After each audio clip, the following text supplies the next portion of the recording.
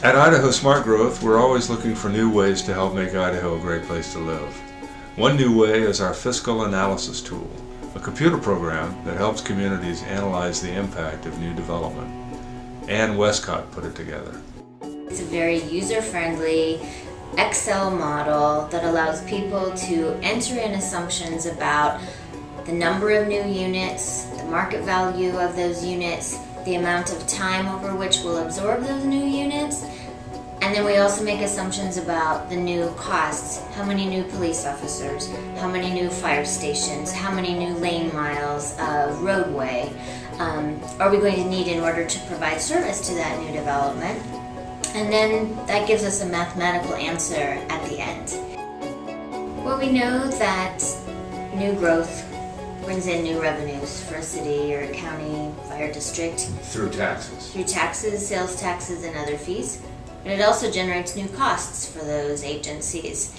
And in order to make good land use decisions that are sustainable in the long term, we want to know if you take the new revenues minus the new expenses, are you going to end up in a break-even situation? Will you have a surplus, or will there be a deficit?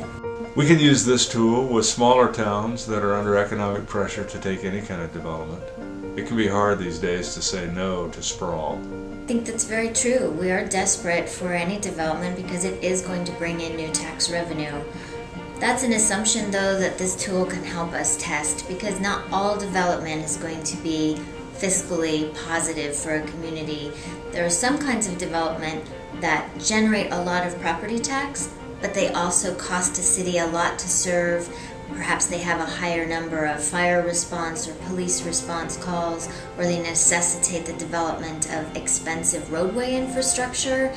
We just want those small communities to have the information they need to test the assumptions they're making about the kind of growth, and to be able to then encourage strategically the growth that they will know will make their community sustainable long term.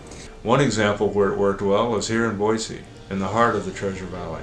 The fiscal impact tool was a way for the developer and the city to have a conversation around, again, whether or not different parts of the development should be developed in a different order, or if they were going to be developed in an order that might create a fiscal deficit for a while, how might the city be able to accommodate that, knowing that there would be a long-term gain for them?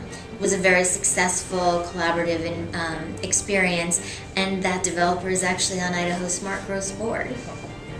We think this tool will help Idaho communities choose smart growth development patterns for a long time to come.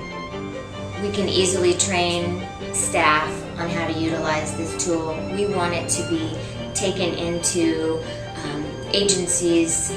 We want them to own it. We want them to be able to have it for the future.